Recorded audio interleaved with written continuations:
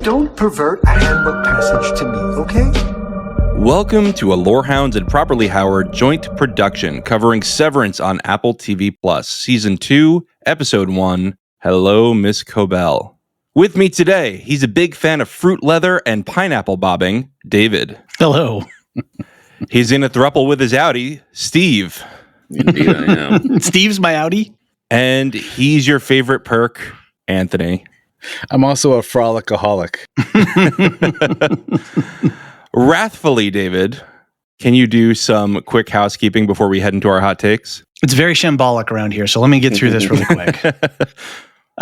This is going to be the last episode on the main Lorehounds and Properly Howard feeds. After this, it's only going to be in our Severance feed. So if you're a Patreon or Supercast subscriber, you'll get those anyway on your feed, so you don't have to do anything. You get the privilege of just riding easy. Everybody else, go down to the link in the show notes and click in the link tree, and there'll be a link to the feed directly there. You can get ad-free versions of this podcast without a subscription by spending $5 on a season pass. That's also linked in the show notes. We're planning a couple of bonus episodes with some deeper dives in some of the themes and talking to some other people. And so season pass and subscriber and regular subscribers will get access to those. David, I have a question about the season pass. Please. If I sign up for the season pass, will I be put onto some subscription that's going to renew my fee every year, something like that? It is a single purchase. Oh. $5 and you're done. You get a private feed that you put into your podcast player, and you get all of the season 1 coverage that you and Steve did, all ad free. You get all season 2 access ad free, and then whatever bonus episodes that we cook up between now and the end of the season. You know, previously I thought you were a shambolic rube, but now I'm reconsidering. I'm a tall milkshake. After the Patreon uprising, we here at Lorehound Industries decided to take a look at reform. That's right. We also have a community Discord. There is a lot of fun conversation happening there. We will have individual channels for every episode. So if you're watching at a different pace, you can come in and have conversations there without worrying about getting spoiled. As well, we have a theory crafting corner on that conversation, which Alicia came up for the name with today, which is great.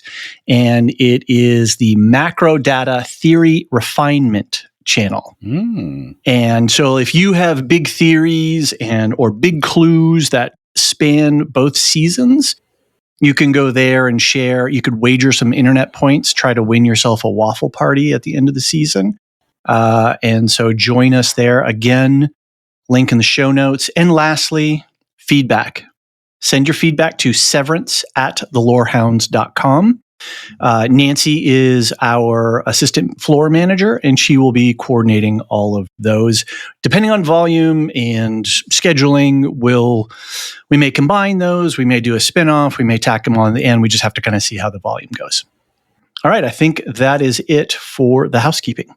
All right, great. So I think we're ready to roll right into hot takes, but I just need to play this reminder here. Please try to enjoy each hot take equally and not show preference for any above the others. Alicia, that's good. What are you talking about? That was Miss Casey. That wasn't Alicia. I asked her to do that this morning, and she thankfully. Do you mind if I ask a question? I start with the question for each of you. Sure. All right. So we know Steve has spent a lot of his life in and out of offices. Do you each have a office in the real world outside of in your indie persona? Yeah. You have a cubicle. What about you, David? I currently do not. I have occupied cubicles in my past. All right. So we've all been in office settings, right? Yes. Have you ever sprinted down the hallway in an office setting? No. No, it tickles the building. Steve, have you ever sprinted down an office hallway? Probably. I mean, to me, that the way that this episode opens with just a full-on sprint in that space, it just seems like the world's ending. I mean, it just seems like there's chaos happening. One of the places I worked at, they would do this annual food around the world or foods around the world day, where all the different people would bring foods from their cultures, and they would have this big celebration, and you could go from like table to table and try everything. So those days there was a little bit more sprinting to the bathroom. Yes. Yeah. All right. I saw people commenting on Reddit and TikTok about Severance. They said, if I were an innie, I wouldn't wipe. I'd punish my outie like that. Oh boy. Here we go. All right. So, sorry to hijack that, John. No. But as your punishment in the break room, you've got to start off with your hot take. Hot take. First time in film history, screen history, that we saw a double Zolly camera move. Yes. We've seen it a lot. Post Jaws, we've seen the zoom in on the dolly while the camera widens the lens, right? And that kind of creates the face distortion inside the elevator. Mm-hmm. All right, so Ben Stiller's calling this the Zolly move because it's a zoom and dolly move. With Mark, we don't see any outie. We don't see any outie scenes this episode, and so all we see is an innie perspective. And so he does a double face distortion scene. Has that ever been done before? I don't think so. I think this is the first time we've ever seen on screen a double Zolly. That's pretty exciting. I didn't have that on my 2025 bingo card, as the kids say. I actually posted a YouTube video into our general chat for Severance. They talked to the cinematographer on this, and she explains the machine. It's got like a laser beam and computer controlled. It's a pretty sophisticated piece of equipment, actually, to do a very time-tested technique of moving the camera while you're racking the zoom at the same time. Nice. Very cool. Anthony, do you have any other hot take thoughts? We also find out that these employees at Lumon are severed on multiple levels. We had this confirmed because Irv, on some subconscious level, knows about the hallway that leads to the testing floor, right? Mm-hmm. But his innie does not know that information. Right. So, confirmed, we have Severance within Severance happening on this show. I think Miss Cobel mentioned the testing floor at one point. Yeah. And of course, this is news to Irv. Irv was not aware. In fact, I don't think any of the employees are aware of the testing floor besides Milchek at this point. And of course, Miss Casey, of course. But yeah. I mean, I have plenty of theories about what they could be testing after this episode, but we'll get to that later. I think I'm going to go to David next because you've already jumped in on the Zolly talk. Mm-hmm. I think my overall take on the episode is that I think it was a perfect episode 1 for season 2 coming back after 3 years. They nailed it, absolutely nailed it. The frenetic energy of the running through the hallways and then stepping back down into the normal pacing of the office of the severed floor. This sort of little fake out with the new team. Oh, we're going to get a whole new cast of characters, which is sort of a season 2 thing. But no, we get our main team back, which is great. And I have some questions about why is Mark so important that they give him his team back? But that's for the theory crafting part later at the end of the episode. I thought it was a really smart decision to do an only severed floor episode this time. Mm-hmm. It changed the narrative frame. And again, I just think these are all really, really smart showrunner decisions. And the editing on the running scene was incredible. The needle drops, the new actors are all amazing. And as some folks know in our Lorehounds community, I've got a little bit of an idiosyncratic grading scale for doing my top 10s at the end of the year. And on my scale, it goes 1 to 10, and I can give an 11 to something that's groundbreaking. And that changes the industry, that changes the state of television. And I think just based on this one episode, this could be a show. This show is probably going to be an 11, double Zolly shots included. So I loved everything about this episode. I was completely brought back into the world, enraptured with the new characters, happy to see the old characters, loving the new cobalt blue dominant color scheme that's everywhere throughout this episode.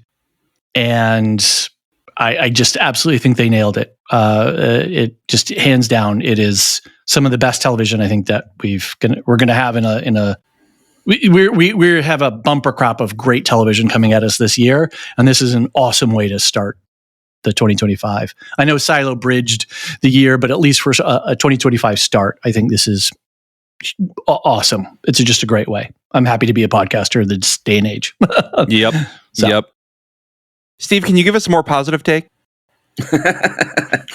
Well, I'll tell you what, a lot of what was already mentioned, it was kind of on my list. I mean, I really did, we talked about before, kind of in the anticipation, how I was kind of nervous, cautiously optimistic, but here we are, and it's like, so I would be honest, I was more at the edge of my seat right before the show started, like, here we go. What are you going to do to me? And I was hooked right away. I felt like the old feels were back.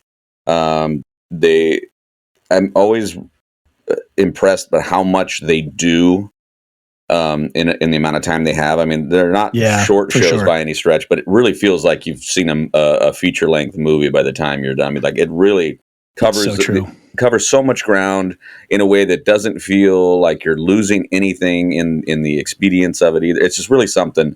I gotta say, Keanu Reeves was born to play a building.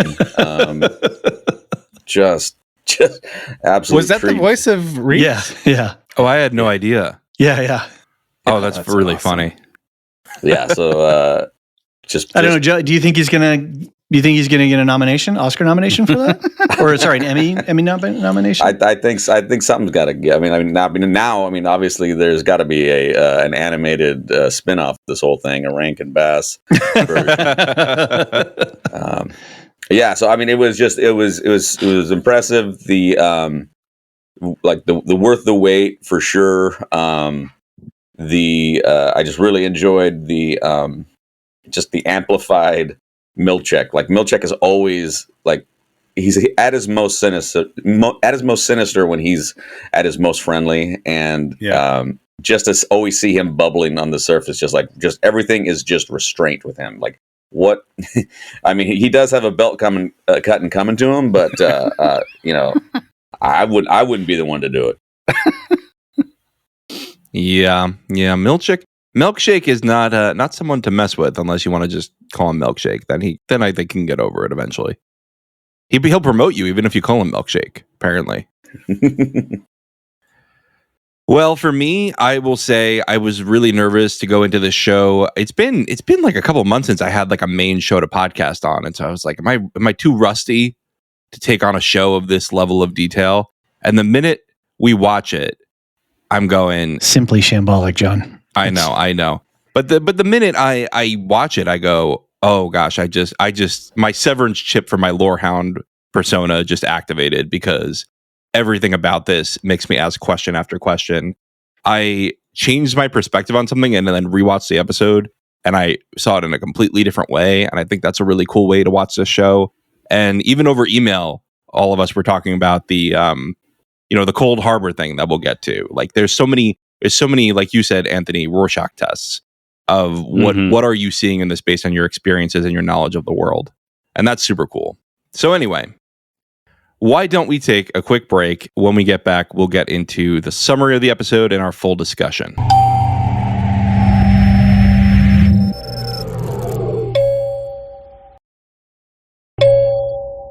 All right, let's get into our main breakdown of season 2, episode 1. Hello, Miss Cobel. Starting off with the new team, Mark S. wakes up at work in a panic only to find wellness cleared out and a new team in his office. Mr. Milchick tells him it's been 5 months since he and the others became the faces of Severance reform, but the rest of his team wouldn't return. The team also meets Miss Huang, the child replacement for Mr. Milchick's position. Mark S. tries to sabotage Mark W. and the rest of his team, but gets caught, leading him to plead with the board for his old team and be fired by Milkshake.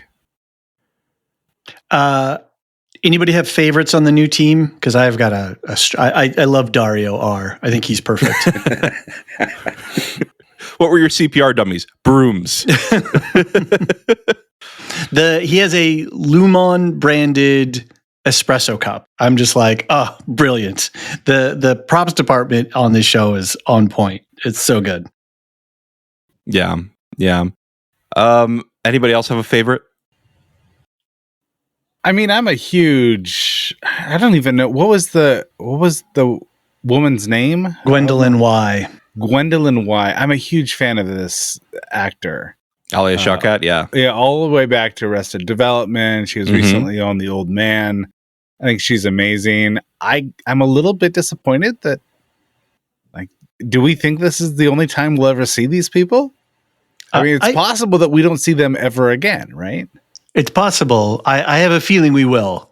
I have a feeling we will, but when and how, that's to be determined, I think. Bob Balaban did not disappoint. He was legend. He's just so good. He's just so good. Why are you a He's child? perfect for the show too. I think that was one of the standout lines of the movie. Or the episode, sorry. You know, it's funny that we keep on saying movie. It does feel like this is like cinematic, this show. Yeah.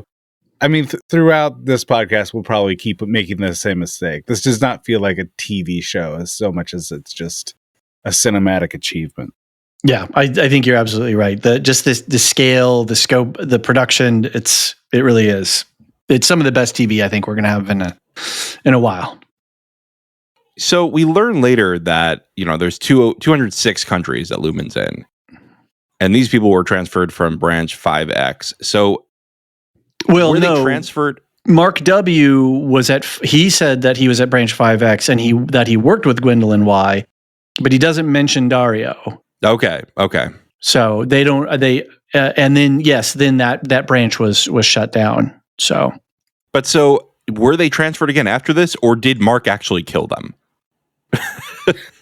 From Dylan's because Dylan comforts him later. Yeah. Well, the other thing is I mean, how much do we trust of anything that's being told? Nothing. Right? I mean, that's the thing is like we're gleaning this information. Like we get this paper that has all these redactions, but it's like we don't know that any of that happened. I mean, there's a whole article about the plastic pileup that they apparently Lumon has been able to fix. Which I want more information about that. Why was that redacted in that if it's not real? And I posted a screenshot of that in our Discord channel as well. It's the Kier Chronicle. Yeah, for sure. Published since 1893. No longer just turning plastic bottles back into plastic bottles. I mean, this is a pretty big news. And it looks. I was trying to place the photo in the car that they're driving in. It almost looks like a Kennedy in Dallas photograph. Totally. I don't know. And I really thought it was interesting what they chose to redact, right? And again, it's like, is this a real paper? I suspect not, but there's still redactions. The redactions maybe they're just for effect to try to protect them from the outside world, or at least give them the illusion. The illusion I thought it was really interesting when they redacted the performers at the celebration. That one really got me because it's like, because we keep asking ourselves. You actually read the whole article. Oh yeah. So Steve understood the assignment. All right, let's go. When because we keep asking ourselves, well, where is this? And maybe another point is, when is this? And so there's this sense of like, without those performers being mentioned, it's like, who, where, how, where, like, does that, what would that break for the innie if they knew that these performers were there, or they know easels exist even though they've never seen them. So like, who cares if Another Carrie great Underwood line. was there or not? just They have easels out there? The sheer awe that my brain remembers easels. I have them in my head, but I've never actually encountered one. Fascinating. By the way, Pause in 20 on the Discord also said the same thing. I doubt the newspaper article is real. So you're not the only one, Steve, doubting the veracity of this thing.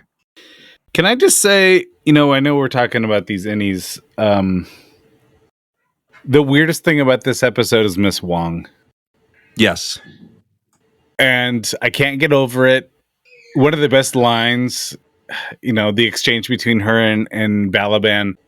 And I just, my mind is reeling. I'm thinking, is she related to Miss Casey? Is she related to Mark? Why would Lumon hire a child? Is this sort of an adult chip in the body of a child? That's a good question. Is that Miss Casey? Yes, I don't know. And all of these things are on the table because that is just bizarre. But of course, on another level, it's sort of like running up the old trope that eventually, if you stay at a company long enough, at a lower level, you'll be managed by someone who looks like they're about years old. And who was formerly a crossing guard. Right. So, yeah, right. And Mark S seems to like be or trying to get from Milchek, like, I can't believe you severed like someone so young, but we don't know that she's severed either, right? Because I mean, Milchek is point. He claims unsevered. Yeah. I think anyone Cobel. with a last name instead of a first name is unsevered. That's Gotcha. Oh, yeah, that's a good rule. Yeah. And the spelling of her name is HU, not WO. And I think that that's an Englishization of a origin name from some other countries. And to me, that says more Southeast Asia than it does, say, China or somewhere else. I'm not an expert in those things, but that's at least my own personal anecdotal experience. So I think that's an interesting point. The other thing is when they're playing the game, like you said, Anthony, like how is that related? They show Mark looking at her, and then we get a flash of Miss Casey very briefly. Yep. As he's resolving the thing about did he make 4 friends or 3 friends? So I was talking with my wife Sarah about this, and she was asking, why doesn't she just ask immediately, like, where is Miss Casey? What? Ask about his wife.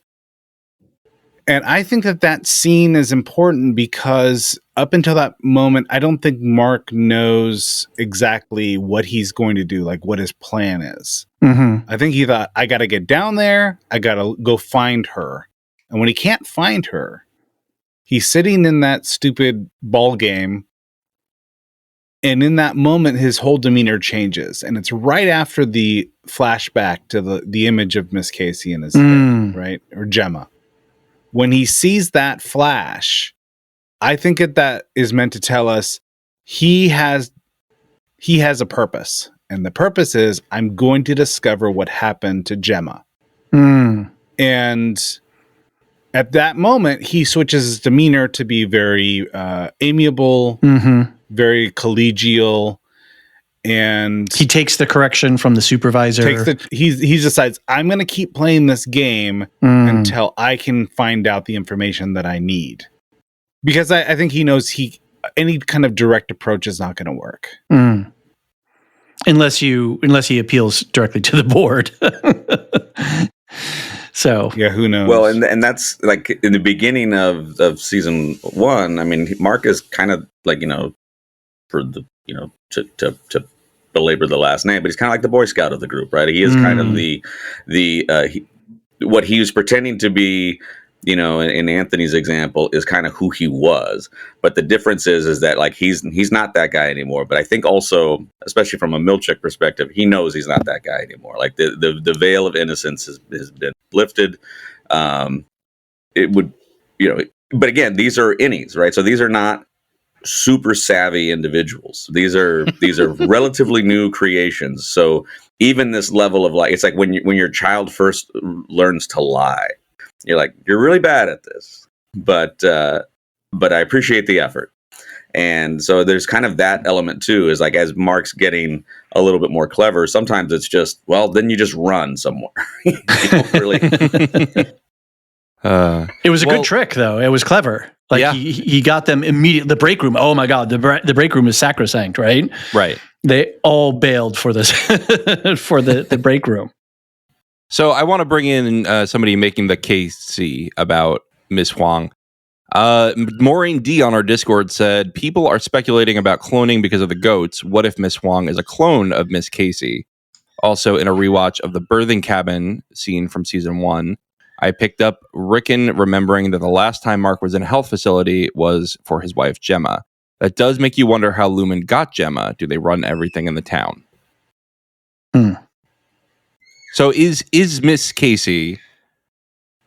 is Miss Huang a clone of Miss Casey? And I think there's clues. David, you brought up one that you know he sees a flash of the wedding photo and then it focuses right in on her. And maybe that's not like a direct cause and effect, but perhaps it's a show running technique. It's a directorial technique to just sort of draw our attention toward some kind of similarity there. Yeah, drawing some kind of parallel relationship. I still think Anthony's right though, on that's the moment that he pivots. But could be both. It does reinforce. Right. And then we get that very last scene of the different computer terminal with Miss Casey, and I think that this is my theory on that, is they've removed the cameras, but they're monitoring them through the terminals. That's not my theory. But that's my theory. Okay. Yep. So, but also, David, you sent a screenshot. Yes. Of that photo, and I believe there's a V25. Okay. In there somewhere. Yeah, I got to go to. Where did I put that? Oh, it's in the spoiler. I put it in the season 1 spoiler. I don't know why I put you know what? I don't think it's on this screen, but when you go to Miss Casey, it says something like V25. So I think that my theory right now is that they are build 25. It's that's right. You're correct. Yeah. Okay. So my theory at this point for overall what the numbers are for and what Lumon's doing as its main goal is to be able to rebuild a human consciousness so the cure can be immortal. That's just what I think is happening. That's a big wager. That's my internet points down. That's my internet points right here. And I think Miss Casey is one of the subjects. I don't know if she died and they took her body and did that with her. I don't know if she lived and they still did the same thing with her. I don't know any of that, but I think that Miss Casey, these iterations of Miss Casey are what we're seeing. And I think they figured out some way to speed grow flesh here.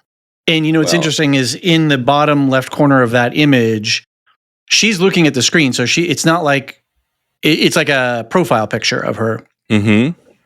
But in the left corner, there's a little box of several what look to me like cells. Right. In one of those high school biology things where you're watching cell division happening. Well, we're getting ahead of ourselves here because we're talking about we're talking about that ending scene. Yeah. So let's get back to that then, because I have a subsequent DNA related theory. Well, I do want to just add that, going back to my plastic pileup discovery, it does, like I said, they're talking about all this plastic waste, and that's what one of their divisions. And then there is that, like I said, that little blurb that I thought was most interesting. It's like they're no longer turning plastic bottles into plastic bottles, but they're doing something else with them, with the actual construct of the molecules, I think is what they're talking about. So I think there's something interesting there to be said for talking about cloning, turning one thing into another thing and over, that they've found there's a breakthrough apparently in this plastic pileup situation that could also be a little bit of a clue to some of this potential cloning aspect. Interesting. Yeah, I like it. Any other thoughts on this section before we move into our favorite innies coming back? All right. Back again, they are.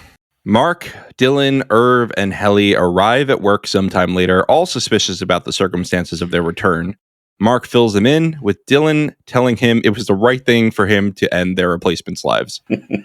Well, Irving is distraught about seeing Bert in love with another man.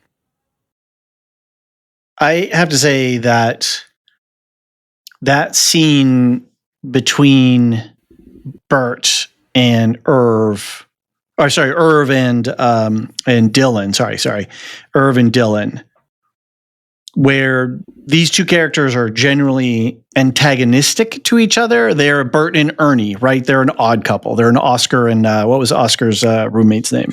Felix. They are an odd couple, and I always thought at first my season 1 read of them was they tolerate each other. They have to work together, so they're here. They'll get through suffering each other's, idiosyncrasies. But then when Dylan has that moment of authenticity and says, man, I don't want you to go because you're like my best friend. And then they're hugging and I'd be sad. And then Irv reveals to him that the way they shot that, the way they mic'd that, the way the dialogue itself, the two actors that scene was exquisite. And it told me so much more about these two characters that I didn't realize. And they revealed this extra depth and complexity to both of them individually as well as to their relationship with each other. And I just was floored by that they put that in this episode was incredible. I don't know. I love Irv being Dylan's favorite perk, and then Dylan going, "Don't you use those against me." Leave them out of this. Yeah, that's what it was. Well, and it's a great way to, because I know there's a lot of things that that clue into like sort of the childlike innocence of the innie to some degree, right? But it's like the consequence of knowledge is so well captured in that moment, especially with Irv. Irv at this point as an innie wants to sever, right? He wants to sever from his pain that he's feeling, right? So it's like this extra layer. Like we get a chance to see, like, you go outie Mark trying to like, it's almost like severing is kind of like suicide adjacent, right? It feels this sort of it's like suicide for those who are afraid to die.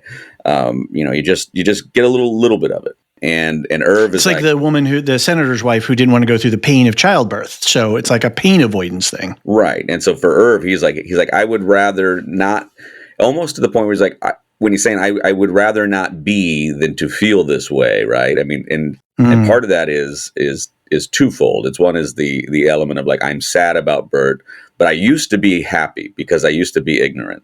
And now I know too much. And to know this much is a burden that is just too much to bear. I'd rather be gone and free than alive with this knowledge. With this knowledge, wow. Well, and we already know that Irv views being retired as the death of life or the end of life. Made a whole speech about it. Yeah, he made a whole speech about it. Are we all just going to stand here and let them kill him? Right? At the retirement party. So we know his view on this. So for him to take that, that final option, I think Dylan knows exactly what Irv thinks about what will happen. Yeah. Yeah. And Dylan even says as much. He goes, "Don't you call it leaving. That's not what it is." And I mean, I was going to talk about this scene later, but this whole idea of the suicidal ideations, I wonder if Irv has, gotten himself into a romantic quandary like this before, and they just keep severing him because he's a hopeless romantic. And it's like, well, he's a good worker. We got to figure this out. And I don't know if he's done this before and they offered him a way back in. Maybe they offer his Audi a way back in. And to me, it goes into this question of when you're severed, your memories are erased, but yet you still have a sense of self. You still have all of the theory of your body and your mind, so there's all that stuff is still there. But then what intrinsic qualities are being expressed that bypass certain parts of your constructed identity, which is based on history? A long time ago, there's a big group of friends all hanging out downtown, whatever. And one of the guys that we knew got in a motorcycle accident, had a head injury, came back. He was a radically different person. He was kind and he was sweet. Before that, he was a real a-hole. And everybody was like really weird with him because they're like, whoa, you're not yourself. We used to know you as this total asshole, and now you're like sweet and kind. But everybody kept relating to him like his old self, and slowly over time, he started relearning how to be an asshole. And so I don't wonder, like when we were watching Helly in season 1, who was rejecting this, and that sort of passion and intensity of will that she was showing, that's part of her character, right? Mark's sweet naturedness, that's part of his character as well. And so I think I lost the train of my thought there. Maybe somebody can help me pick it up again. But they are one, even if their memories are separate, right? Maybe the innie lives, even if the innie isn't there anymore. But what sort of intrinsic conditions about you exist outside of your learned personality? It's a good question. I know Adam Scott just did an interview with Ben Stiller too, and he talked about how he wears a posture correction device when playing innie Mark. Interesting. Because he wants to be more like confident and upbeat. And apparently Ben Stiller saw this. He's like, oh, I want that for real life. So he bought it. My wife was talking about how like just sort of like a dream influence, right? Like your everyday life will influence your dreams. And there's sort of that, even though it's a different world, a different part of your brain maybe is functioning. It's like, so the idea that like what we know of each one of their lives, and we don't know a lot about, like the only things we really know about Dylan is that he's a family man, right? And he's got a big ass closet. Big ass closet. But he also spends a lot of time with children. And so he tends to be, while like they all have a certain childlike innocence, he seems to be the most like a bragging kid, or, really diving into like imagination and things like that. So it might be the kind of thing that he hears a lot from his children. And so there may be some influence there. And like you're saying with like Helly's sort of her passion for whatever, making her sort of this, whether it's a corporate or, drive, or it's daddy issues, whatever it might be, somehow that's leading her to be a little bit more of a take charge person, because maybe she's not a take charge person in real life, right? Like, maybe that's the other part, is like, these are all like almost fantastical versions of themselves, right? That are influenced by who they wish they could be on some level. And then their innies get to do that. Yeah, I think that's right. And these innie-outie dynamics are basically what make this whole show interesting. And it's even more interesting that they decided to just leave the outies out of it for episode 1. So why don't we go right to Keanu? Let's go and watch the video. The team is called into the break room only to find it completely renovated with posters and a movie projector. The team watches a video glorifying the Macrodat uprising, but showing them in pretty exaggerated portrayals.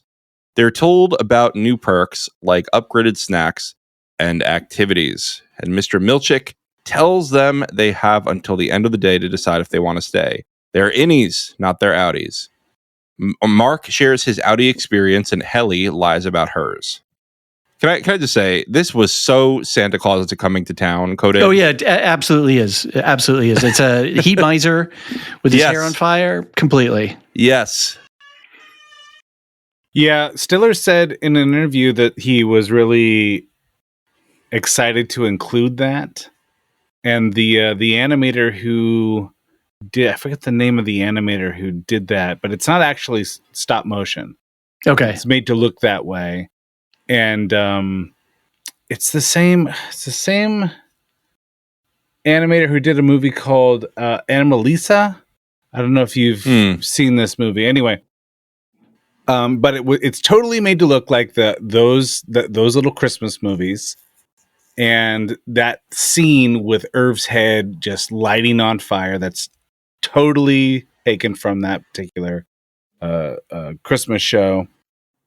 I loved it. I loved it so much, and it is probably the most nefarious part of this episode. Nefarious. because so much thought had to go into reframing these personalities so the whole thing doesn't blow up in their face. How can we get these characters back in this space and remain our slaves? Mm. And what was it Cobel said in season 1? She said something like, the best way to keep a person enslaved is to make them think that they're free. Mm-hmm. And that's exactly what this video was meant to do. It's meant to make them think we're heroic. We've changed the corporate culture. We are the face of reform. And so why not see this through? It was such perfect PR mimicry as well. Of that, we learned and we've grown, and it's the corpse speak was absolutely on point. Also, the kinds of perks that are being offered again. Some corporate mind came up with these things like, ooh, what could we give them to make them feel like they're actually humans? How about a hall pass? Would you like the list? Yes, we've got please. fruit leather, cut beans, Christmas mints, and salsa as snacks. Hall passes, pineapple bobbing, and the mirror room as activities. And I love the mirror room one that they talk up, but for whatever reason, they animate Irv freaking out. Like he's sweating, he's clearly terrified, which adds just like, that's what I like about everything that happens in this show. Whenever there's even something kind of ridiculous like that, it's like, there's just a little bit of a, but wait, and there's always, but there's an intentionality to it that's I find very fascinating. Again, going back to like, what can you trust? Why this isn't for every innie that comes in here, because every innie that comes in there would not know that there was ever an uprising or that there was anything of that nature, because the innie is basically starting fresh. So I mean, it's a fascinating, ploy, and it's like, and just. Everything makes me nervous on this show, and I love it. Nothing makes me more nervous than pineapple bobbing. Right? Oh my gosh, I've kept on getting. Don't do it, Helly, don't do it. And did you notice that she's basically cuffed? Like she's basically cuffed when she's doing it. Because the first shot we see of her is her hands are bound behind her back, and I was like, oh, that's a little BDSM weird. And then it's pineapple bobbing, and I was like, okay. So I think that all that's intentional, right? All of it's supposed to be an underlying tone of, we know what you did, we're not happy about it, insidious and we're going to be like, and also like, think about it this way: all of the snacks and all of the benefits are all like a little bad, right? Like fruit leather, it's almost fruit, but it's leather, right? Like they're just like not quite what you would want, and I think that it's kind of passive aggressive Lumon punishment. So here's my question for the group. We, as a severed employee, you start to get bored with the same snacks over and over again. What is your go-to mixture of any two snacks? I think I'm going to do, Christmas mints in salsa. Ooh. Jeez. Yeah, I was going to go fruit leather and salsa. I think you could actually kind of make a little wrap out of it. Right? You know? Oh my God. Bike here. I just can't deal with this. Anthony, do you have a combo? You can think about it. None of this sounds good. I'm going to forego the snacks and go to the Hall of Mirrors and just look at my just sweat it out. Figure. Yeah. Yeah, and again, that's looking like torture. So is the being, trying to catch sharp fruit with your mouth while handcuffed. Again, it's all insidious. And the hall passes. Wait, weren't they allowed to just walk in the hall before? Why do they need hall passes now? Right. And the way that they subtly make fun of each of them, like with Dylan like going crazy in the snack room, and even his little face afterwards, like that excited about perks. But I think you're right, John, that there's a definite it's a Milchik kind of thing. It's smiling on the surface, but underneath there's this very insidious, very dangerous institution, organism, something there that you're getting all of these subtle warning signs to not don't poke the bear, don't poke the system. And then there's just no reason. the building has to acknowledge the water tower. That's right, water tower.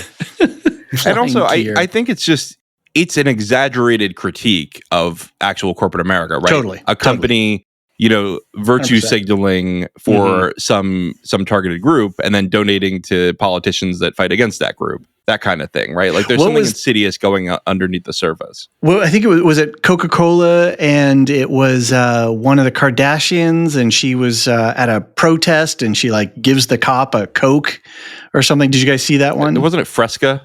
Was it? I don't remember what the drink Or was. was that the boys parody? I don't remember. No, that was I don't know. But anyway, it's that whole kind of thing of like, look, we're changing the world with our product. Yeah, it's all ridiculous. My favorite Coca-Cola moment was when Elon removed the verification from Twitter and somebody made a fake Coca-Cola account and said, "We're putting the cocaine back in." All right. Can we talk about the conversation that they had after this whole thing? They've been told their innies can leave at any time they want. Their Audis aren't in charge anymore. And also, big emphasis on there's no cameras here. Plus, guess who emphasizes that when they're like, we have to whisper? Helly R says, oh, but they said there's no cameras. And she's the one who pointed it out as well. Mm-hmm. When Irv was in the twice she bathroom. pointed it out. Yeah, she walked in and she's like, there's no camera. Are you suggesting that maybe Helly is not severed? Like they've sent her Is down? Is this not Helly R? This is Helena. I'm convinced. On a second watch, I am convinced that this is Helena. And I'll make my case now. All right. And I will give credit. Pawson20 and Ghost of Partition did suggest this in the Discord. I think it's flying around other parts of the internet too. Yep. As the internet will do.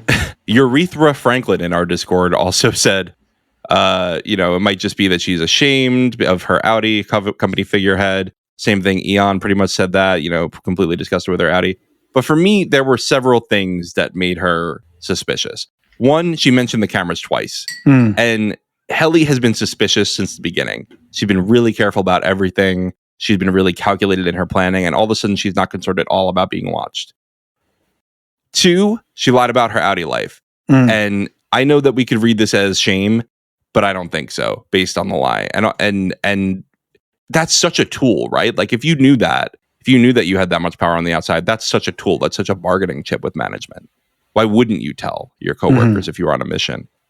Three is that she acted like she was recounting a story from a long time ago she was having trouble remembering, not something she just experienced as an innie. Because she just woke up, right? So this would have been hours before she experienced her. I mean, Irv is pounding on the elevator doors like he was pounding on Bert's doors, right? He cut like that. Right. Probably an hour before she experienced this. She's like, oh, I think the shirt was maybe a Save the Gorillas. Who knows? Some nature show. I think he was a night gardener. Are we kidding? That was a great line. Well, we know it's a lie. We saw her at the party. Yeah. Right. So this is all just kind of her being a bad liar. Sure, but why is she being a bad one liar? element of but here's the thing: is she's fresh out the elevator. That means, like to your point, she went from making a speech, and being outing on everything, stage, to coming in and then having in that span of time going, all right, I'm going to I'm not only am I going to not say what I did, I'm going to come up with this other story. I mean, it seems odd. I mean, it just seems like of all, like everybody was coming out. Even, I mean, Dylan is still upset about his belt. Right. So it's like, he owes me a belt. Yeah. So I mean, it could be that Helly is just is different type of composure, and she's able to put that all together. But if you are on the outside and you are going to send these innies back, which innie is the biggest problem to send back, right? Okay, for whatever reason, Mark is important, and he's always been important. And why? I want to put a flag in that. Just right. Like, why is Mark? And I think about that all the time, and especially at this episode. And so there's the Miss Casey element. Sorry to interrupt you, Steve, but he gets what he wants. Nobody else gets what they want, but he gets what he wants, which is his team back. A team of troublemakers. Sorry, carry on. I didn't mean to. No, totally right. And he also knows that there is somebody that is alive that he thinks is dead in the other world, and like that's also a problem. That would be a complication that you wouldn't just re-release into the wild. But Helly, if she came back and was like, "Oh, guess what? I'm part of the family." Yeah, exactly.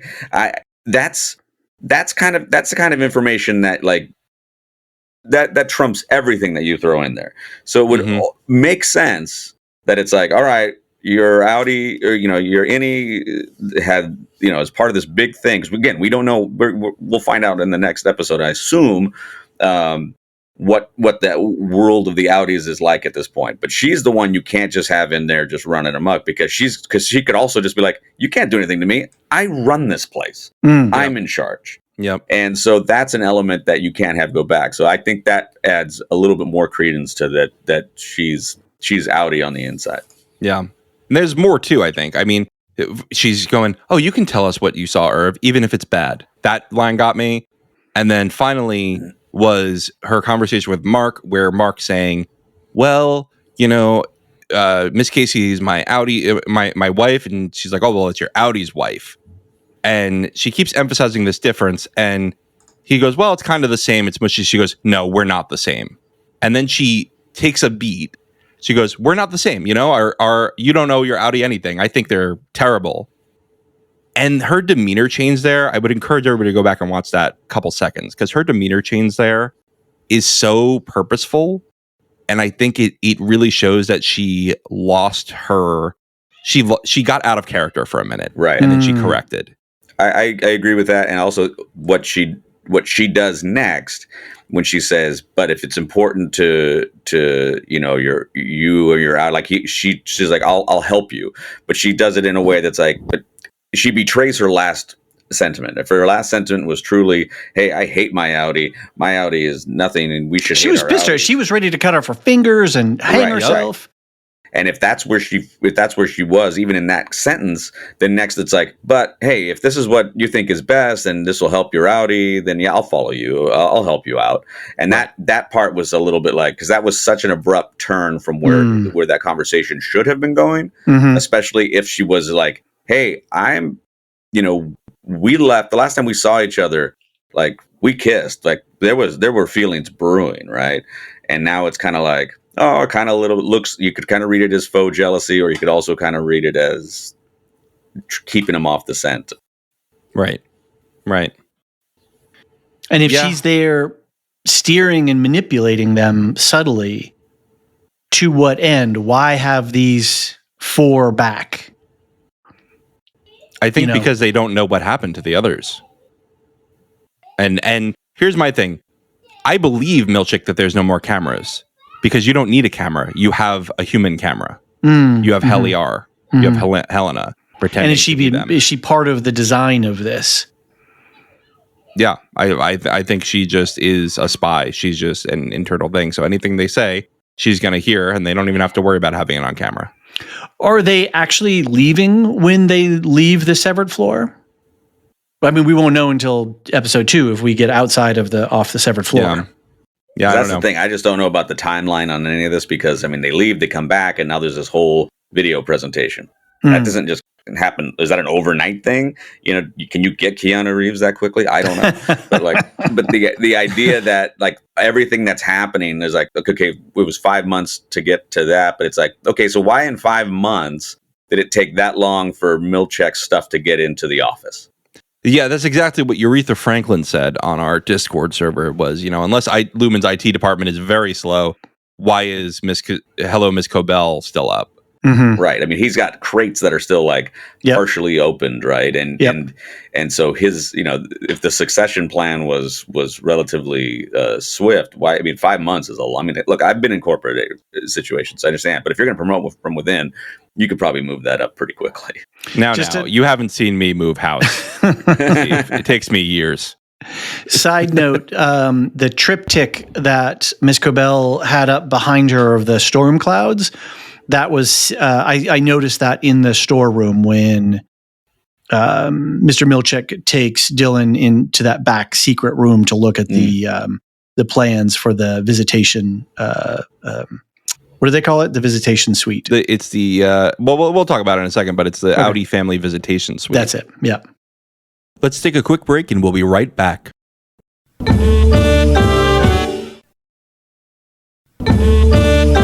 And we're back. So why don't we go right there, David, and then I'll let you respond first, so that you can talk about your theory crafting with it, because we kind of talked about the Irv and Helly scenes, them doubting if they're going to stay and whatnot. Yeah. The family suite is the next scene. Mr. Milchick becomes frustrated with his welcome screen, still reading "Hello, Mrs. Cobel." Miss Huang invites Dylan to Mr. Milchick's office, apologizes for not hearing him and his needs.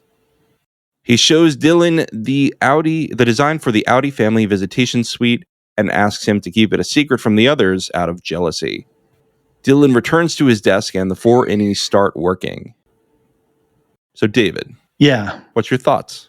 I was just talking to somebody about this the other day about it's a strange context, but we were talking about secret police and neighbors ratting on each other.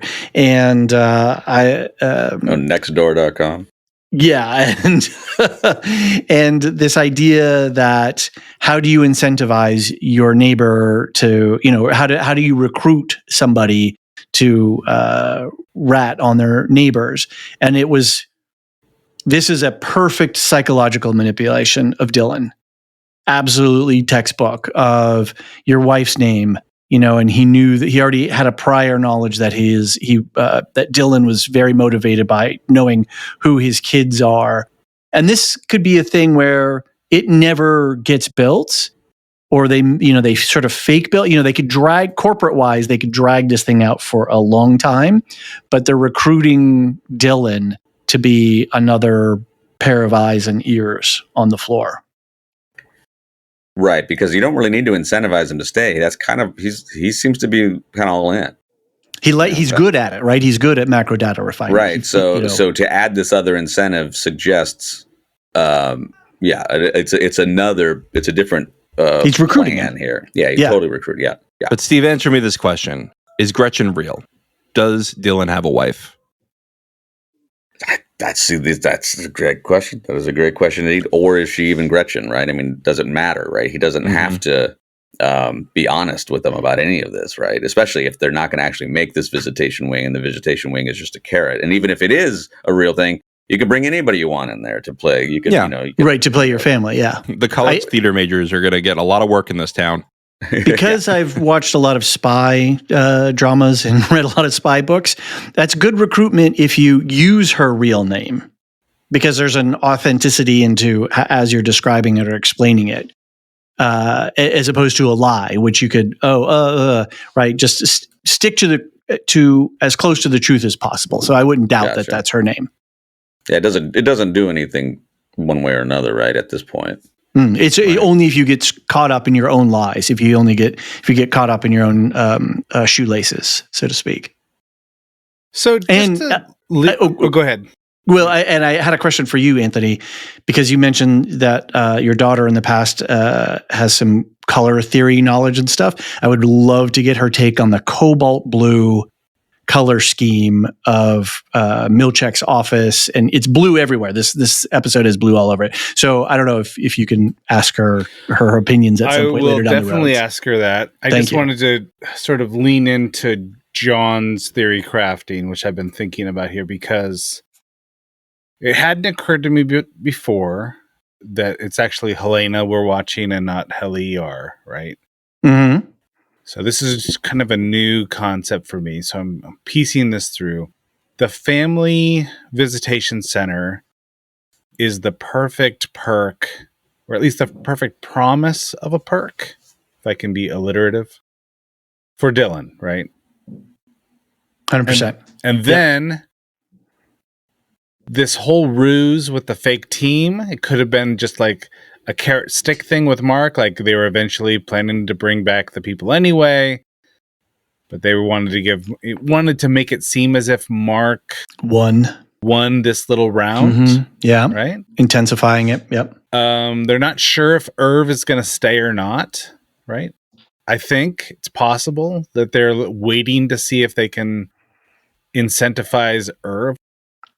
No attempt is made to incentivize the person who tried to commit suicide the first season. That's no true. attempt is made to try to recruit Helly.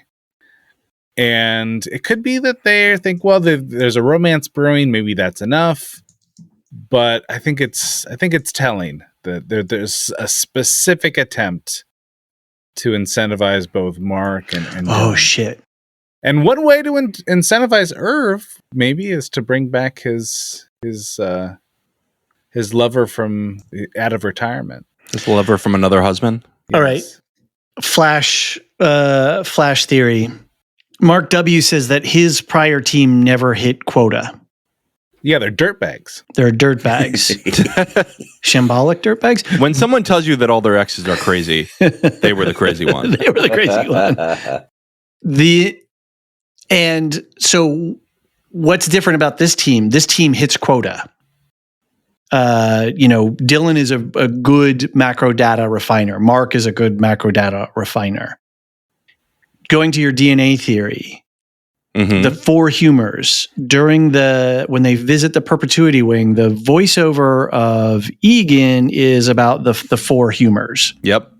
And that a human soul is made up by various percentages of these humors.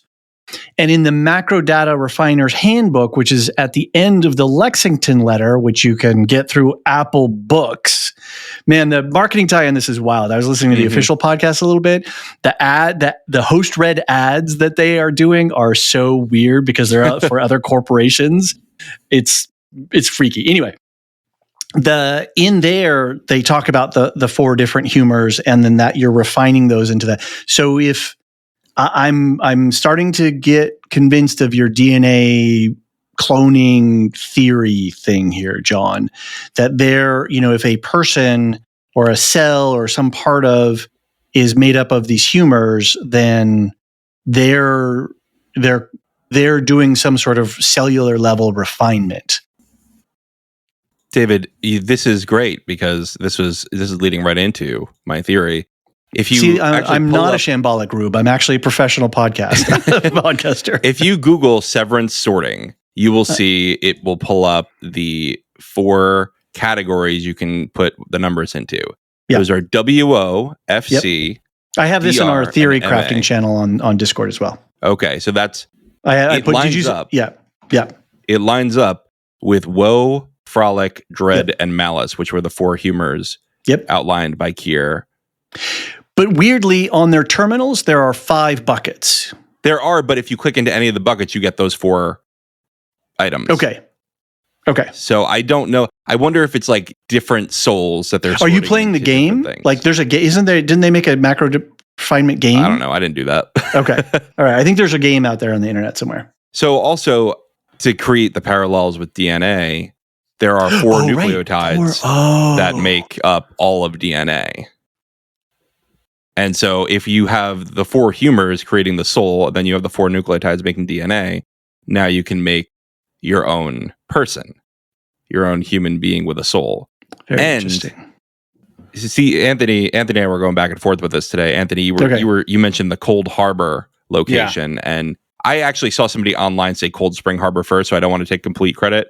But Cold Spring Harbor, if we add the spring in the middle, and I think it could be a reference to both of our things, Cold Spring Harbor is the laboratory in which Watson and Crick gave their presentation on the double helix, on what DNA was made of, on these 4 nucleotides and everything. And so perhaps they're signaling that this is the lab where the soul is being decoded, like DNA was decoded in the 1960s. That's where I'm at. That's where I'm at. And I don't think I led into that properly. Cold Harbor is written on the screen that flashes that has Miss Casey's face on it at the very end. Yeah. That's correct. It's well, yeah, and it's on the not only on the screen that flashes, but it's up at the top of its okay. Of Mark's screen. Of Mark's Okay, I screen, didn't yeah, notice that. showing his status, right? So in the status bar, so it's like it's hard to know when you see that. It almost looked like Cold Harbor was the job title, and the percentage Right. was showing how far he is on that particular task. I would encourage everyone to get the Lexington letter. And you could skip it's ostensibly an email from an employee to a reporter explaining how they start to come to suspect Lumon of being nefarious. A lot of the email descriptions of what's going on, it's a lot of stuff that I already kind of understood just from basic watching of the show. But what I found really interesting was there's a complete copy of the Macro Data Refiner's employee handbook at the end of it. And that is really interesting. So definitely check that out. Well, I'm all in on the DNA theory. I don't know if I've convinced anyone else or if I'm spouting nonsense at this point. I do like it. I feel like you've convinced me. I'm a little bit bummed that the 2 hours of research I did on the Civil War today. I want to hear it. No, Give yeah. me- What's give me the some Civil War tie-in? stuff. Because no. It's relevant because Keir forgiving his enemies, or whatever the title of the painting was in the lobby when they come back.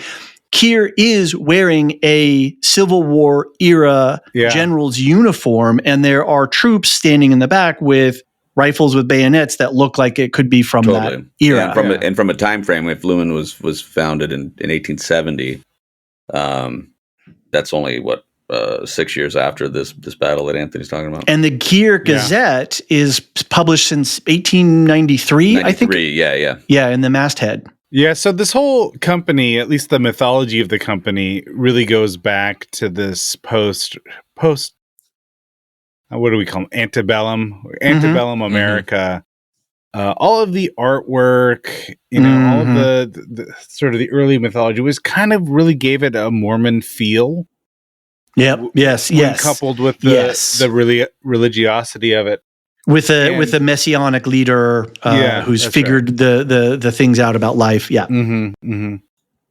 And then the kind of the Civil War painting with Keir kind of represented with that old the old timey sword that fit.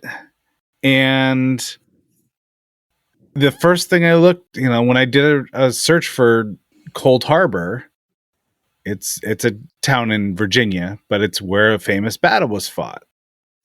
And, basically we're looking at an uprising. We're looking at sort of trying to reconstruct this company after the uprising. So there's a theme there. And the more research I did on this particular battle, it's sort of remembered as this major turning point in the Civil War, but one that revealed the inefficacy of Grant as a general. And the reason why he didn't walk away from this battle looking good is because of a breakdown in communication between him and his generals. They just didn't have any faith in him, and they weren't following his orders, which is exactly kind of when we go back to Milchek, for the first time, we see Milchek kind of at odds with the institution as a whole.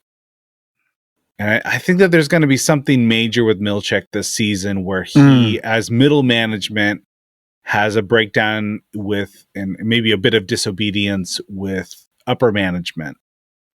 And so Cold Harbor is meant to represent an institutional breakdown of, it's an army in this analogy. But I think that's what we're looking at with Lumon. We had an uprising. We're trying to reconstruct the institution post-uprising, trying to fix these breakdown in sort of the chain of command that happened previously. And yet I think here we have Milchek with the first little kernel, little seed of discontent as a middle manager. I like it. I like it a lot. And also DNA. I think it can be both, though, right? And may I add, on that Civil War painting, they were still buried up to the neck, right? Like, we didn't see what happened after that. Yeah, but then he pardons them. That's what it is, right? Kier pardons his betrayers. Yeah, and then he leaves them where they are, and he promises not to harm them anymore. Well, they can bob for pineapples. And, he's definitely wearing a blue-colored uniform in this, which goes back to one more thing about this. Sorry, yeah, no, for sure. I don't know if this is just a Rorschach test. It could just be that this show knows that there's going to be tons of theory crafting going on. Oh yeah, red meat for the Reddit dissectors. And so let's just make sure we throw out these red herrings. Yeah. To sort of throw people off the scent, and I totally would be fine if that's what they're doing, just to keep the mystery box intact. Well, and there is kind of a meta moment, right? Where and it's showed up before, but I think it's even more poignant with this much time in between the seasons when Mark is being asked, like, well, did you see the sky? Do you know where we are? There's a lot of us, that are a lot of bets on Wyoming, and I like so we're kind of the innies, right? Because we don't know this world at all. Like we only know whatever part of this world we get to see. So we're left to do this theory crafting, and that's what they do as well. So I think that's kind of a fun idea that it's like, to be aware that they're innies as opposed to just having no idea, right? Like, I think that's a really fascinating concept that just continues to bear fruit. So blue. All right, the blue t-shirt or the blue undershirt. By the way, that's my standard. I go into work. I got the sport coat. I wear the colorful shirt underneath. I need to know. Do you have patches on your elbows? With some, yes, I do. Okay. Some of the tweed jackets have elbow patches. Noted. Okay, thank you. They don't take you seriously in academia unless you have at least one. It's like a lab coat without a stethoscope. Right. Come on, it's And that's because there's just so much like army crawling going on in academia. Is that like what they have to protect? Low crawl, high crawl, yeah.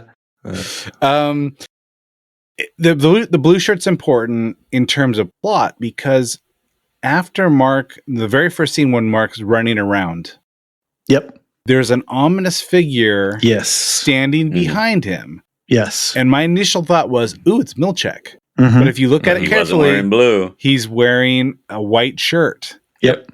And then Milchek walks in with the balloons wearing that blue turtleneck, and you're thinking, well, who was it? Who was standing out there? Yep. So anyway, I just thought I'd throw that out. Yeah, no, that's a really good one. That's a good point too, because on the second watch, because first time I watched it, I just assumed it was Milchek, even after the fact, and then when I went back to go, wait a minute, they're not wearing the same outfit, so that just adds a level of, well, you're not being watched. It's Miss Kissy with a haircut. That's all it is. While we're on Milchek and what's going on with him really quick, there was a line that really struck me. I locked you in a room like an animal, Mark. As an unsevered man, I'll carry that knowledge the rest of my life. So there's this great, Milchek, sort of coming straight with Mark and all this kind of stuff. But at the same time, it's a very, the you that is you sort of silly statement, like, I'm not severed, so I'm going to remember this. The obvious statement, sort of. And so there was like this humorous element to it, but then just like Milchek, there's like this surface smiley thing, and then underneath there's something that's very, very sinister or something. And so I just, Milchek, if he says that, if he recognizes that Mark is not an animal, but he treated him like an animal, wouldn't that signal that Milchek has a sense of morality of what is right and what is wrong? No. That he has a value framework? I really am going to argue with you about this, though. Fair David, enough. Yeah, because did he ever say it was wrong? Did he ever say he feels bad about it? No, he said, no, you're right. I locked you in a room like an animal, Mark. That's a statement of fact. Man, I'll carry that knowledge with me for the rest of my life. So even it's not if contrition. We say he thought it was bad, what he's saying is, it's my pain. It's not your pain. It's my pain that I have to bear.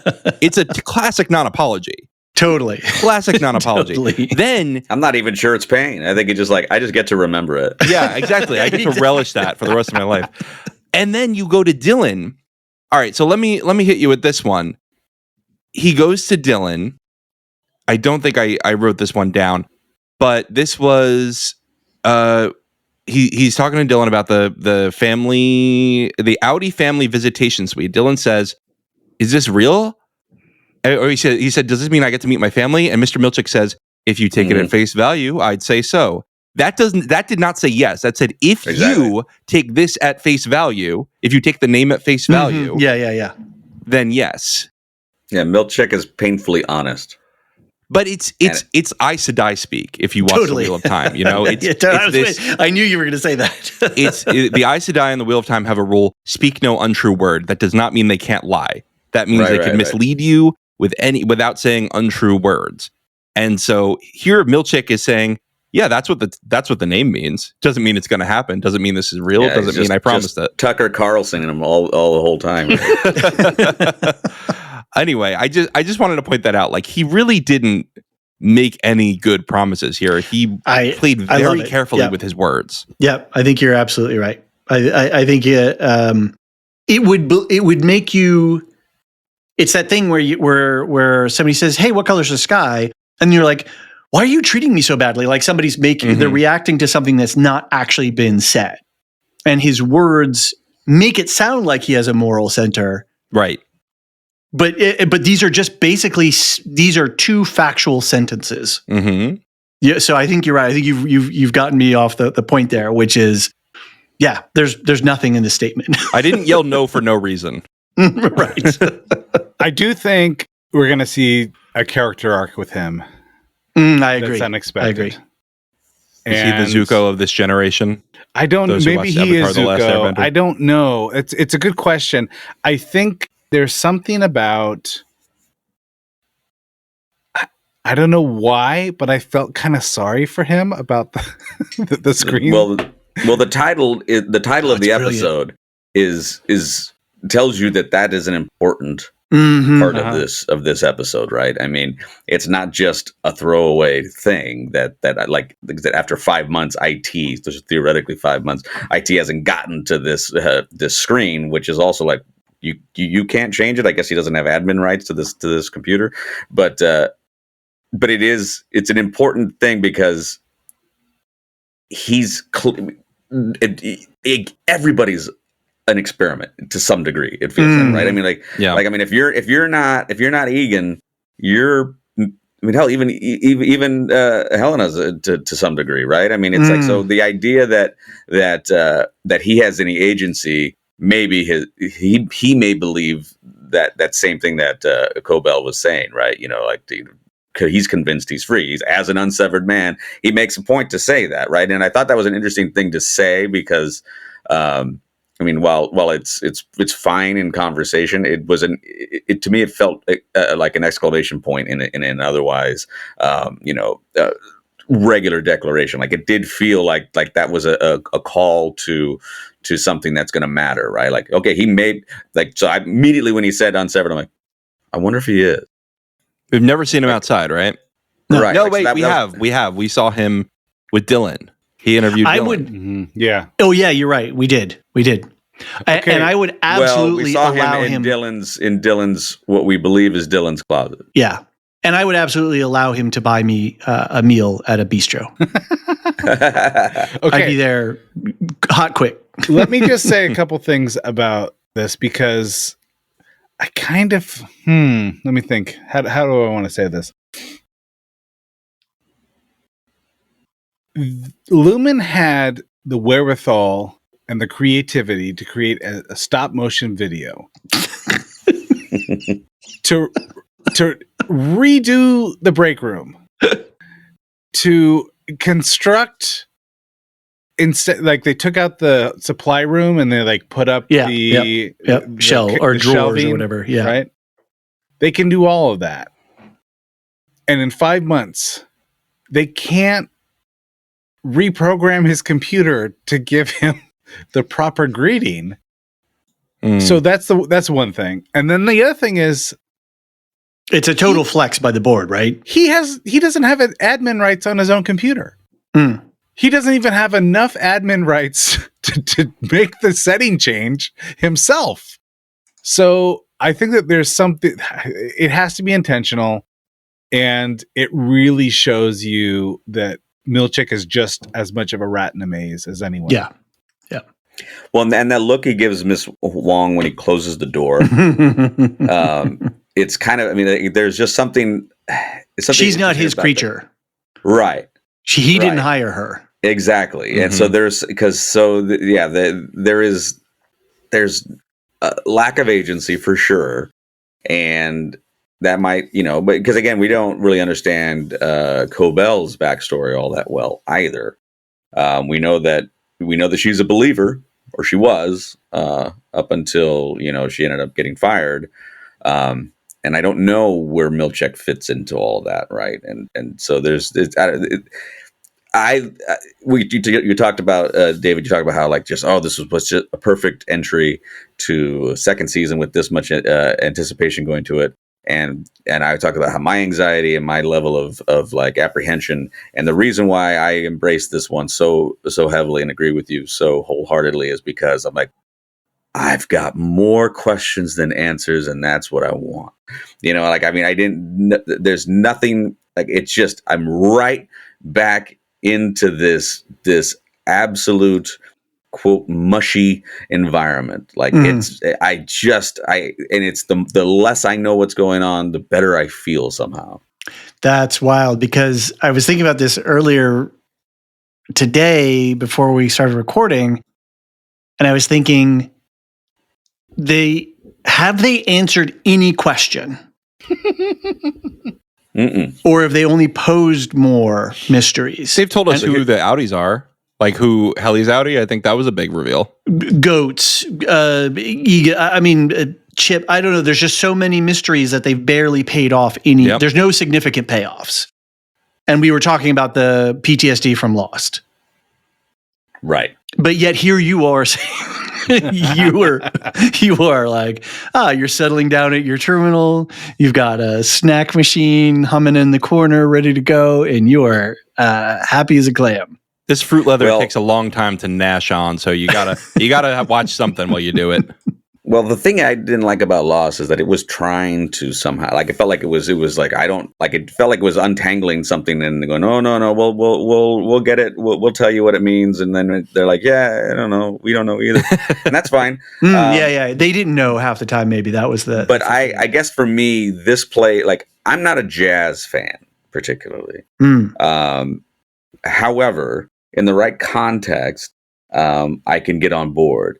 And it's funny because Anthony will probably get a kick out of this, because I feel like jazz as music I have a hard time with because of the lack of resolve. But when it comes to something like cinematic, I prefer visual jazz, I think, than I do maybe the actual music. But that's why actually was it Burning Coal? Was that the opening? Burning Coal. Yep. Yeah, I was all over that. Like I'm listening to that, and I'm like, Burning Coal by Les McCann. Yeah. Yeah. When I'm watching it work together, that's when I had this sort of like jazz epiphany. I'm like, for me, this show does feel like jazz a lot, right? And like there's a lot of like crazy notes being hit, and there's a lot of things that go like, how is this working? And like, how have I been in this song for so long, and I'm not tired of it? Man, it's covered so much range. I was listening to 2 or 3 different songs in this time frame, but it's just that same one that's gone from here to there. And so I think that's what I really, really appreciate about this show, is that it's, like we talk about, time is such a fascinating thing, in not only in the show itself, and like, has it been 5 months? What's happening on the outside world? How much time? Because like they have no concept of time, yet I feel like this show does so much with time in real life by being able to construct so much of a narrative. But at the same time, we're like, well, what was said? What was done? What did we accomplish? We're about the characters, right? And I think that's going to move us forward. David, do you want to give us your needle drops quick? Yeah, I was really impressed by the music selection last season, and we have Nevermind the Music as part of the extended Lorehound podcasting network. And so Mark and Nicole have been in my head a lot about the music. And so I've been really paying attention to it. Anyway, Burn and Coal, 1969 by Les McCann. That was our open and running maze music.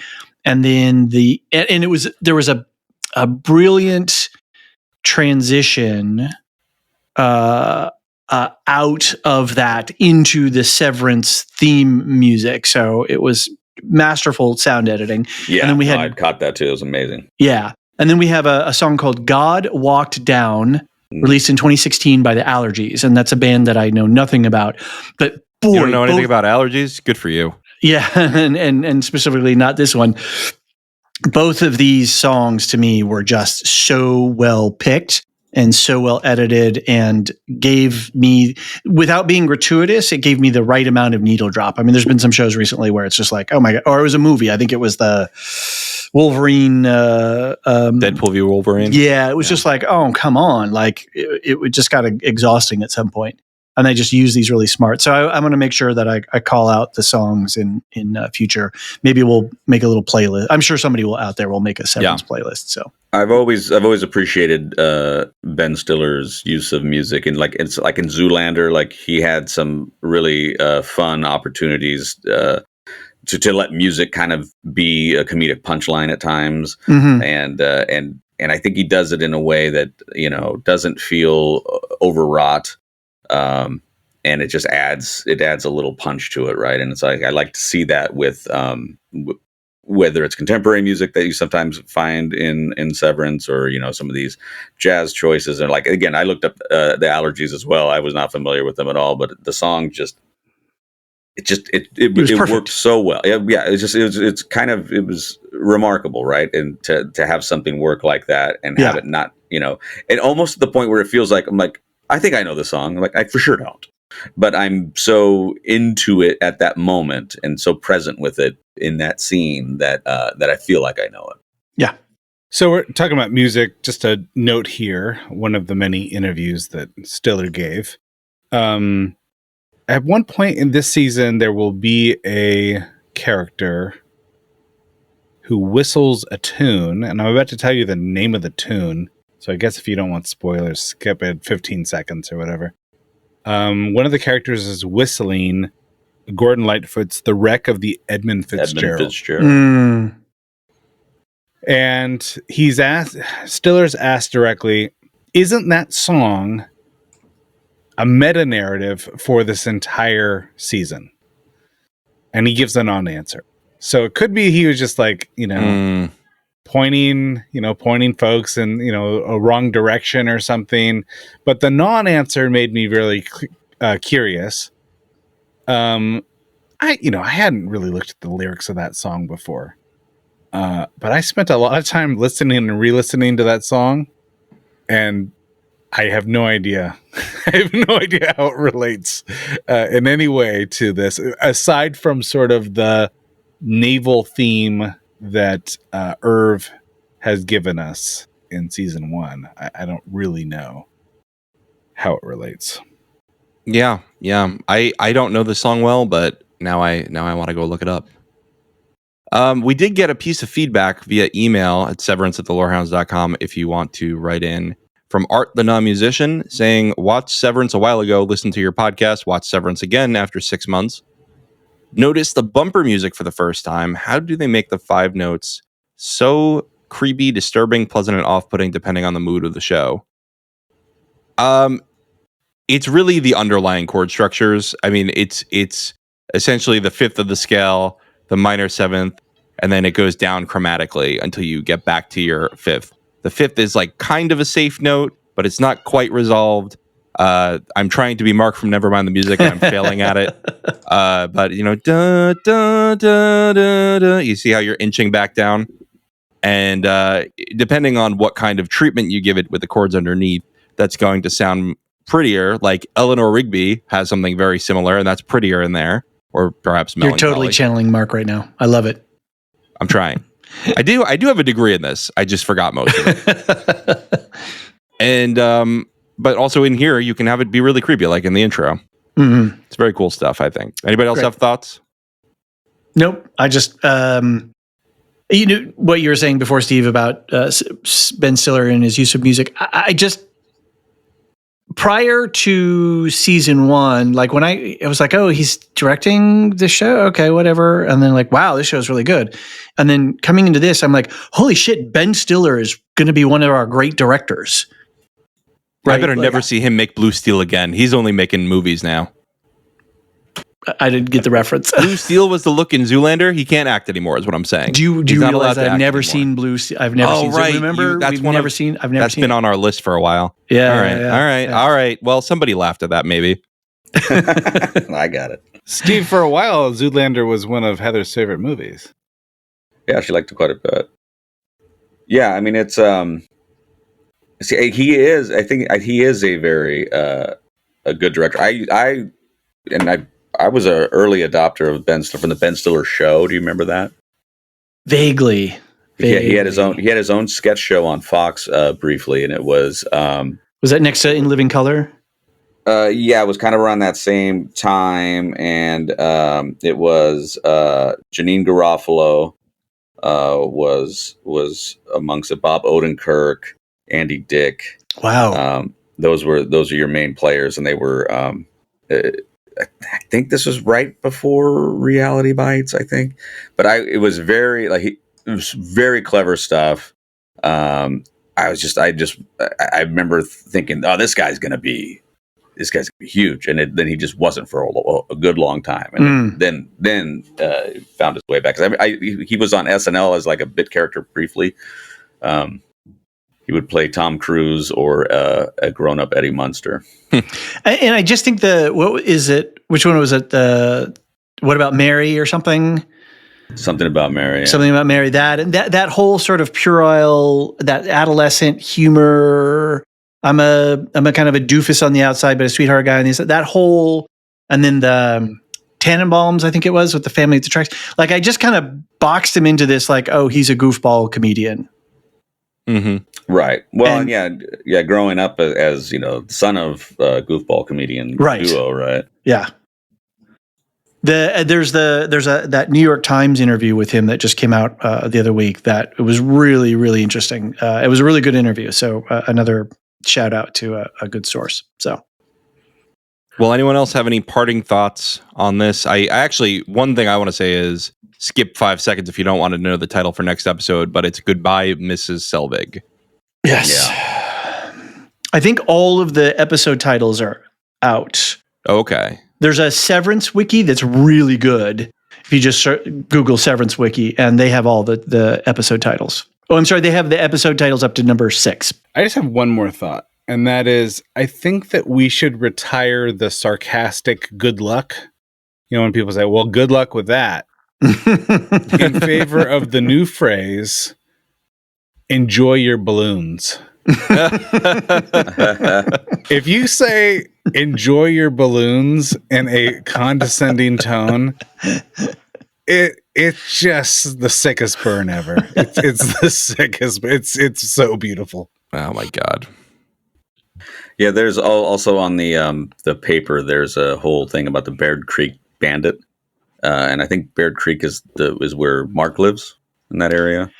So Steve, I have a question for you. Did you just go to Reddit to do this, or did you actually screenshot and read it yourself? I my second watch today, I had it on my I guess 65-inch TV, and I just paused it and I just sat there and just the dogs just watched me read a newspaper, a heavily redacted newspaper on my screen. God bless you, sir. God bless you. Kier bless you. Kier bless you. Yes, I'm sorry. Keep it within company policy here. I need a trip to the break room. Only I am responsible for my listening to Keanu Reeves. We thank Kier for those 4. It's so funny. I thought I recognized that voice. I was like, where do I know that voice from? It's John Wick all along. Yep. All right. Great. Well, before we head out, can you just tell people what you can find on Properly Howard? Yes. This week on Properly Howard, you will see our coverage of the film Cocktail. Oh, God. Actually, no. Strike that. This week on Properly Howard, we're going to be covering the movie Moneyball. Oh, good. Oh, that's a good one. Steve and I both really enjoyed that film. We were both Bay Area baseball fans, and we cover a lot of crappy movies, but every now and again we will cover a movie that's really every once in a while. Anthony picks a movie. So yeah, no, that's what's going on. And in a couple of weeks we will cover A Few Good Men, which was the theme of the season. Very cool. Very cool. Go check that out in the link. The Ghost episode was particularly sublime. Other affiliates, quickly, We'll Shift Dust finishing up the Silo season. I was actually on the finale. Oh, hey, nice. Yeah, I subbed in for Luke. Luke wasn't feeling well, so I came in. I binged half the season in like a week so that I could come in and do it. But it worked out. It was a lot of fun to record. And she's got her book club and everything, and her Patreon and Supercast. So check out Alicia's links. You heard her voice. She's been doing yeoman's work over there, so definitely go check it out. Very thorough researcher.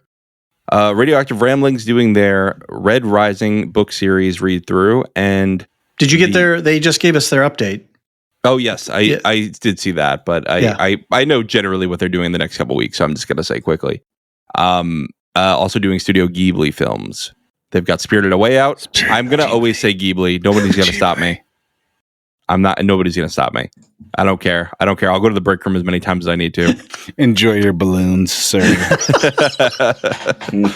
All right, everybody. Go listen to their podcast. I need some salsa. Lorehounds, quickly, we are doing this. We are doing a Nosferatu one shot, already recorded, coming out within the next week. We're just trying to not flood the feed with too much stuff. Agatha All Along finale, where we did a bunch of game show stuff, is coming out soon. And we've got Marvel's What If coverage. Yep. We've got plenty of other stuff going. David, you're doing a live show soon. I think people should keep peeled for that. Yeah. We just got that set up for Star Trek Section 31. I'm going to be a guest over with Ian and Danae on their live stream on Monday the 27th at 12 p.m. Central to record reaction. Well, it's going to ultimately be a podcast, but they do live streams while they do their recordings. So they graciously invited me to join them. So I'm really looking forward to catching up with Ian again and to talk about Star Trek Section 31. Very nice. All right, everyone. Be well. Enjoy your balloons. Fucking rube. This podcast is a joint production of the Lorehounds and Properly Howard. Click the link tree in the show notes for links to more podcasts, our Discord server, and ways to support the show. Any opinions stated are ours personally and do not reflect the opinion of or belong to any employers or other entities. Is it the Frank or the beans?